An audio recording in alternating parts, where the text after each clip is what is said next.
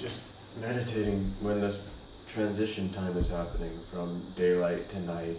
It's such a sacred time to meditate, and it's just, I don't know, there's something very special about it. And then what I wanted to talk about this evening was that obviously in this community, in this ashram, we're in a state of change, and what do we do during these states of change? And for me, it's been a time to really reevaluate my life and think about what is the purpose of my life? What does God want from me? And I think that all of us go through times in life where there are great changes and where we're forced to reevaluate and we're forced to think about what's the purpose of our life and why are we here.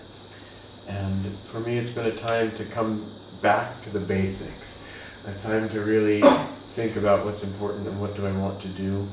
And for me, coming back to the basics is thinking about, well, no matter what's happening on the outside, that I want to make sure that I have a strong sadhana, that I want to make sure that my meditation is really in place, that it doesn't matter where I'm living, really. Even ashrams, they come, they go, everything, it comes and it goes. And what will happen, nobody knows. And you know, it's so funny that we think that we're in charge of our lives. We think, oh, I do this and I do that, and I make these decisions. But when something drastic happens, we realize, no, I'm not. That really there's some greater forces at play. And as we become spiritual people, we realize that the thing to do on the spiritual path is open ourselves up to these spiritual forces. That of course there's beings that are much more highly evolved than we are. And if we can open ourselves to their consciousness, if we can open ourselves to their energy, then they can guide us, then they can help us, they can give us everything that we're looking for. And again, back to basics, back to meditation, that even for me, even in this meditation, I was really trying to pay attention to, where are my eyes? It's something very simple, all of us know it, we've taken all the meditation classes, but we can take that one simple thing and really just take a whole meditation and dive into that. Where are the position of my eyes? Are my eyes moving up and down, or are they just focused? You know, I want to say like a rock, but our eyes, we don't think of them as a rock, but are they just focused, they're unmovable on the spiritual eye? And are we just committed to keeping all of our attention there? And if we even take that one simple thing in meditation, our meditations can go so deep. I remember, and it scared me a little bit, reading in the Raja Yoga book that Swamiji said people go for years practicing meditation but never get anywhere because they don't keep their bodies still. And that we have to just really focus on that as another basic. One more basic in the Raja Yoga book, Swamiji says that we can concentrate so deeply on the air as we're meditating, just watching it move in and out of the nose. We can concentrate so deeply on it that we can become identified with all air, and that we can realize our omnipresence in everything simply through this medium of air, simply by concentrating on it deeply enough. And so, in this time of change, I've been thinking that these are the things I want. I want to be concentrated so deeply in meditation that I feel myself everywhere, that I feel that really there's nothing to worry about, that there is a presence that's taking care of me, that's taking care of everything. And I want to get to know that presence, obviously, that why we're all here is to find God, that this is simply just a school, and that we want to graduate from this school. We want to learn all of our lessons, and so that we can get out of this place, because it's not the most fun school. But once we graduate, which means once we realize who we truly are, once we identify ourselves with the Creator instead of the creation, then it simply doesn't matter. Then we're free. Then we live in joy. And so, this is another thought that's been going through my mind. It has to do with meditation.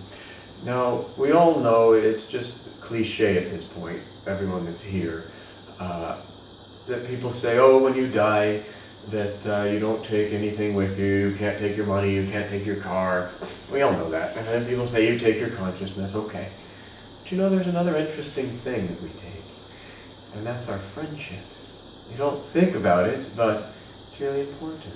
That the friendships that we build down here, that these are the same friends that we meet in the astral world when we go there, when we leave our bodies.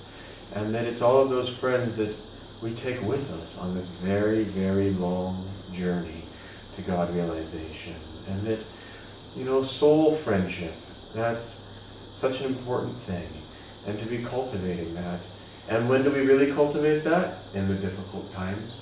In the times when we don't know what's going on the outside, when everything on the outside's all in disarray, that we turn to our spiritual friends and we help one another.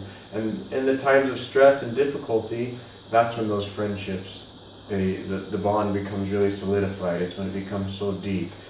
And so, this is a time that makes us think about that. But really, we should think about that all the time.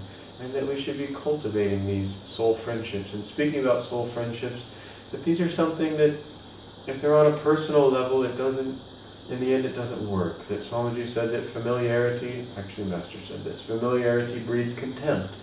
And, okay, but we learn these lessons. We learn as we go on, and, we have our difficulties with this person and that person, and we have our friendships. But when the friendship's really rooted in God, that's when it really works, and that's when it feels so deep. And that's when we feel the true joy that's in that.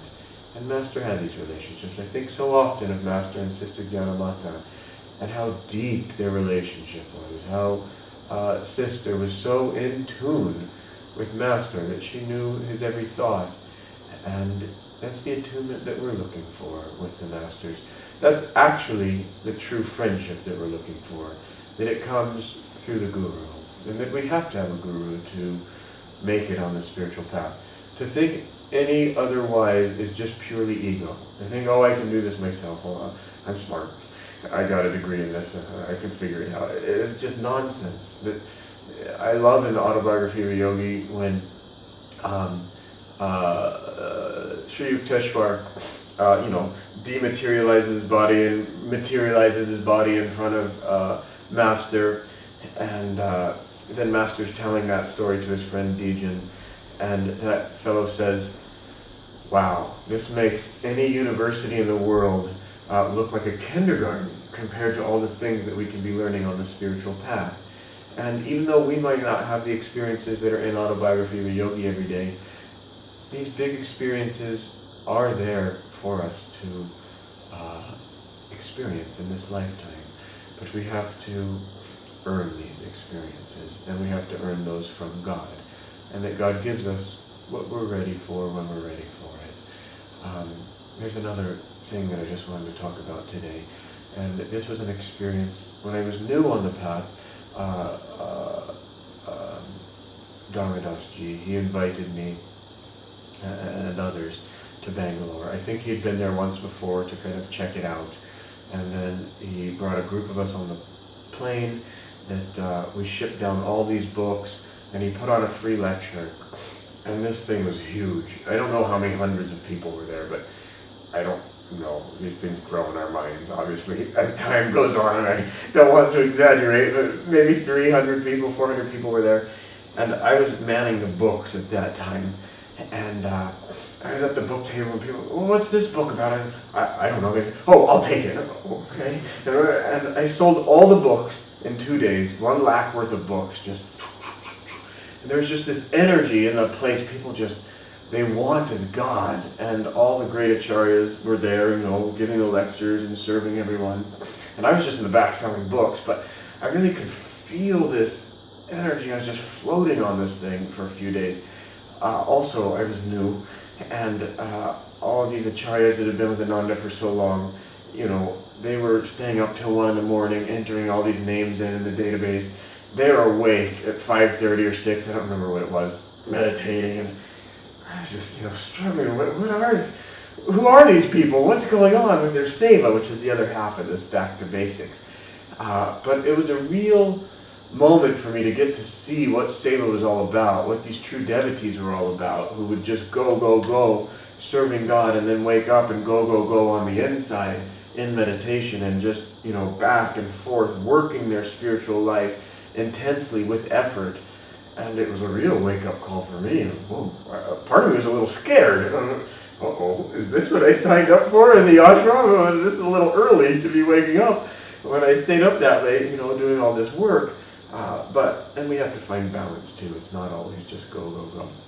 But the reason I wanted to tell this story was there was this spiritual high that all of us experienced, just floating on that energy of serving and everyone being so enthusiastic about receiving Master's teachings and becoming a channel for that. And then we all flew back to Gorgon. And the next couple of days I was just kind of down. And I remember Dharmadas telling to me, even on the spiritual search, even when you can have spiritual highs, you have to be careful. Even those, boom, they'll dip, and then you'll be feeling low. You'll say, what happened? I'm dedicating my life to God, I'm serving God, I'm feeling this spiritual thing. What's going on with this dip? Why is that there? And to me, it's all about attunement. That when we're really in tune, when we really are serving and we're not feeling any ego, when it's not a rajasic spiritual high, but it's a sattvic, it's not even using the word high at that moment. It's that we're sattvically in the flow with God, that we don't feel these major drops. But when we're rajasically, we're running with God and it's going and it's good, but if it's rajas and if there's ego, boom, it's going to crash again. And it's fine too. It's how we learn. It's how we grow. And we like that rajas, and we like that rajas for God much better than tamas, obviously. And we learn how to take all of this energy and how to channel it all back to God and become like the example that Swami Kriyananda was for us, that he had that energy moving, but it was on the inside. And he kept it on the inside, that he didn't let that energy come out and move on the outside to a point then when it was going to drop him back down again, that he could just always stay up, and that's the state we're looking for. And so back to basics, that we have to meditate, we have to serve. And even if this organization, even if people aren't coming to you saying, hey, you have to serve, doesn't matter. We have to find ways to serve anyways. That really, who's running this whole organization? Who's running the whole show? The masters. That God is the one running this whole show. And who is it that we're really serving? God. And so that no matter what's going on in the organization, no matter what's going on in the outside, every day we have to say, Guruji, are you happy? Guruji, how can I serve you better? And then the Guru will come. He will magically open up doors for us to find new opportunities for seva. So we have to remember to constantly be asking the Guru at the end of the day, Guruji, were you happy? There's some saying in the scriptures that even if all the gods are displeased, but your Guru's happy, then you're free, then you're fine. And that's what we're trying to look for. We're trying to look for that attunement with the Guru. And really, the spiritual path is about attunement. As I go throughout the day, sometimes some worldly song might come in my head. It might be the Beatles, and it's an uplifting song, and it's saying, everything's all good, or whatever this song is. And I think, okay, well, this is pretty good. But then I have to say, wait a second. If I'm even just a little bit out of tune, I need the Swamiji chant going through my head. I need Master's chant going through my head. But this becomes a very fine line, and we need that Guru. It becomes that one point, that one source that we can pop through. But if we've got all these little things that we like and they're good, yeah, they are good, but we're not going to be able to gather all of our energy to that one pointed focus that can just pop us through in meditation into the other side. We're going to feel a little bit out of tune. And so we have to be vigilant all throughout the day. And so even when we're serving, it's at what level is our service, and where's our mind, and where's our energy, and where's our magnetism, and make sure that all of that's in tune. And it's so easy to get out of tune. But the beautiful thing is, it's as easy to get right back in tune. Don't you feel it? Oh, I'm a little bit out. My energy just dipped a little bit, or have this little, something that's not quite right. But just as easily, we catch it just like that, and we bring it right back. And we come right back to our center. And we have to serve. That if not, Master said, the senses become very strong. And it simply won't work. Maybe one of us, more of us in this room, have what it takes to just go up to the Himalayas and, get serious with it, like Ram Gopal Mozumdar, who was able to do 18 hours a day, but I kind of don't think so. I think that we need to find that balance and that we have to work it. But also we shouldn't be afraid of meditation, of really just going for it sometimes. We shouldn't be afraid of challenging ourselves sometimes and seeing, can I stay up all night and try to meditate and go serve the next day and not let anybody know about it? It's just my own little secret with God that I'm really going for it in the Seva land and really going for it in meditation land. And then there's other times when we just have to back off. There's another story that I wanted to tell. I haven't told this one in a while. It floats around every once in a while. But this one is that there's a disciple and he's in the ashram. And, another disciple says, you think you know everything that the Guru talks about and teaches, but did you know that there's a secret teaching? Now the Guru, he doesn't talk about this too much, but when you're ready, the Guru, he'll let you know. He'll come around, he'll tell you the secret teaching. This disciple's like, yeah, I gotta find the secret teaching. I gotta get my act together. I gotta start serving more, meditating more. I need to get into this thing in the ashram. I'm worthy. I'm a worthy disciple. The Guru's gonna see it. He's gonna let me know what the secret teaching is. I'm gonna get that secret teaching. I'm going home, going to liberation. The Guru's gonna tell me how to do it. So, the disciple's preparing himself, doing his meditation more, serving more, really just getting himself all together. And he's waiting, and, it's still not coming. And then finally, one day, all the disciples, for whatever reason, the Guru's got them all together. He's given his satsang, and it's all good. And all the disciples, one by one, leave the temple. And now it's just the Guru and this disciple. The disciple's just ecstatic. He's saying, this is it. This is my moment. I've been waiting for this for so long. The secret teaching. It's coming. He's so excited, and the Guru's slowly walking over there. The Guru knows what's going on.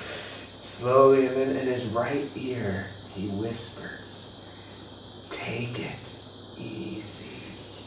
And that is the secret teaching. And it's something that we have to remember on the spiritual path, because we get so uptight and we think this is so important and that, and it's all about the money, and this thing's not right, and this guy's not doing it right.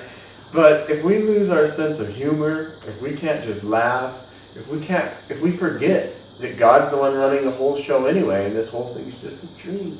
I believe there's some poem, I don't know the name of it exactly, but it's When I Am Only a Dream by Master. And I need to break it out again, because I don't remember it, but I need to read that poem. It's so fabulous that when we can remember that really this whole thing's just a dream, that we don't have to take it so seriously, that we can just relax, take it easy, stay in our spine, and just do our work, whatever that is. And it's good to call it seva. I fall in this trap all the time. It's work. I gotta be a hard worker and get it done and get that done. But no, it's seva. And slowly we just need to do all of our seva and do it for God. So, the other thing I wanted to talk about today, now let's see if we can make this technology work. This was the reading this morning in Living Wisely, Living Well, and I found it really inspirational, and I just wanted to read it, talk about it for a little bit. So, it is, if you want to improve your circumstances, work first on improving yourself. And then the next line is, to desire better treatment from others is, in a sense, to enslave yourself to them. Oh, we lost it. We're back. Become a cause in life, not an effect. So we're going to go over this a couple times. The first thing is, if you want to improve your circumstances. Well, that's interesting right away, because if we're enlightened, we realize we don't want anything. We don't have any desires. We don't want to change anything. We realize it's all good. God's the one who's doing everything anyways, and he's doing it perfectly. But when we're in our egos, we think, oh, well, this is a little messed up, and that's a little messed up, and I have to do this, I have to do that. So that's the first thing, and that's subtle. Swami writes these things, it's like, if you want. Well, okay, right there, we have to think about that. But then we can move on. If you want to improve your circumstances, work first on improving yourself. Sister Gyanamata's words were, Lord, don't change any of my outer circumstances, change me. And this goes back again to something that's so important on the spiritual path, which is magnetism. And that I've seen time and time again magnetism of people who have a huge spiritual magnetism, that when they just show up to a circumstance, suddenly all these things start fixing themselves on the outside. And it's not like they got a pen and paper and, told this person, now you change this and you change this and organize the whole world. They just show up and the world just starts working. And so it's because of their magnetism. And even all these changes that we're going through right now, really, it's for each one of us to think about, where's my magnetism? Am I getting caught up in this negative thing that's running off over here or running off over here? Or am I with God and my magnetism in, up, and it's all joy for me, and in this time I can help others and help change their magnetism and help them float and be happy. I wanted to tell this story. There's a time when we didn't have this solar hot water heater up here, and it was winter, and it was awfully cold to take showers. And over on the other side, they had all the geysers and solar hot water heaters and this and that. And I was thinking, it's kind of not fair. And I was taking this cold shower, and mentally I was kind of complaining about it. And that day, Swamiji gave a satsang, and he just looked straight at me in the middle of it, and he says, it's a spiritually safe attitude to assume this world owes you nothing.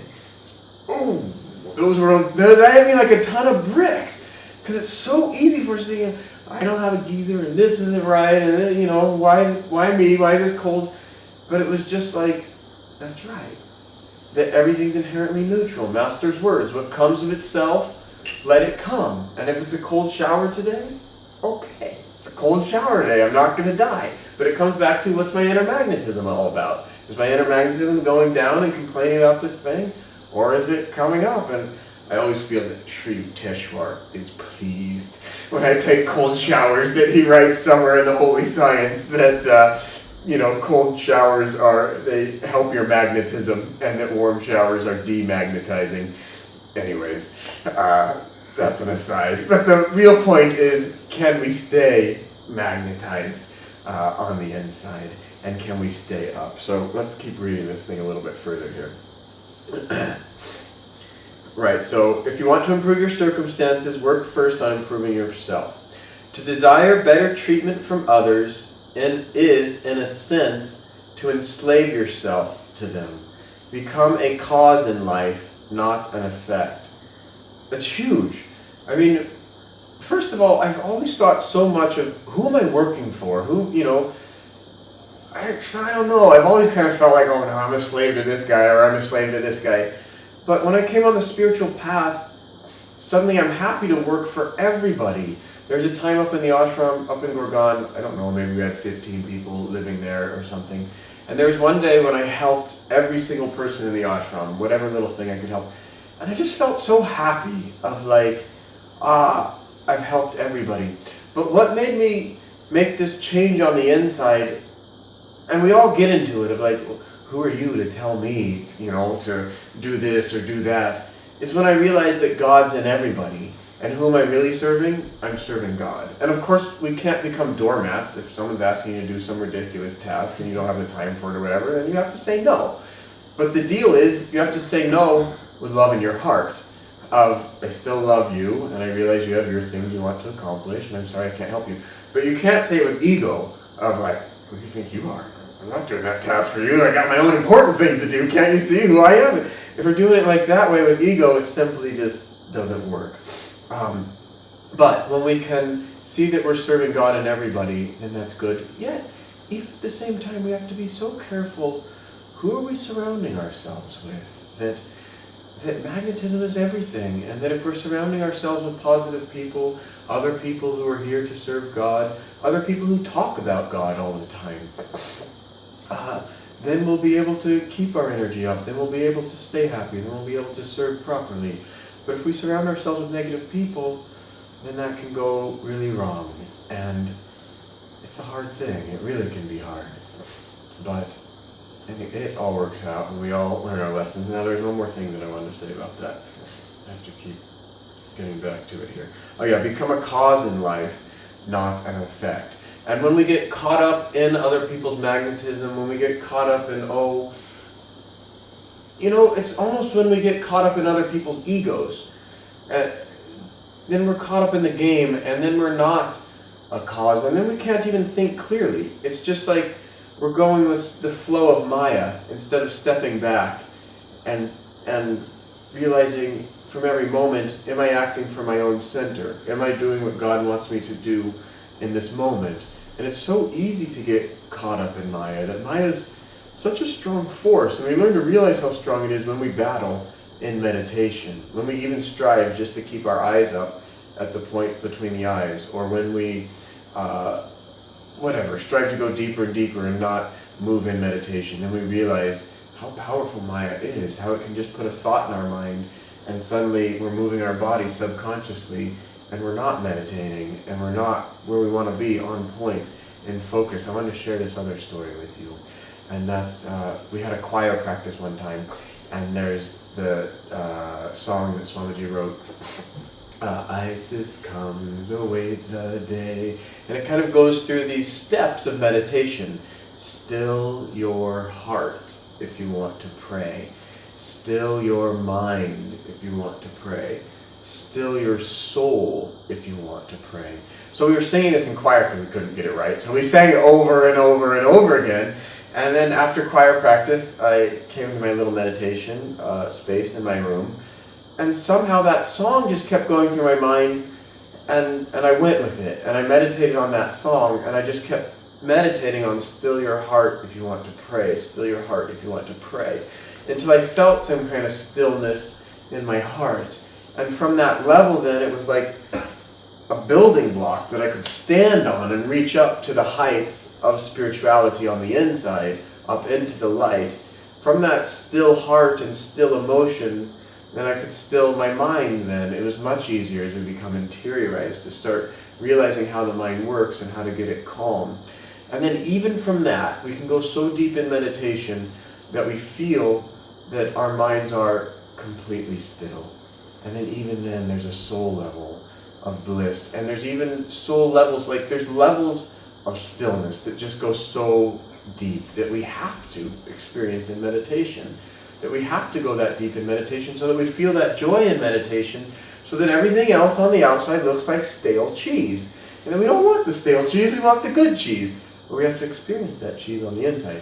And we get there by daily meditation. Practice again and again. And just never giving up. That no matter how hard it is, the winners on the spiritual path are those who never give up. Even if they get completely knocked down and everything goes wrong, okay, get back up again and try again. And in that way we will experience all of these different states that the masters tell us about in their writings, and that the masters give us in their vibration when we're in tune with them.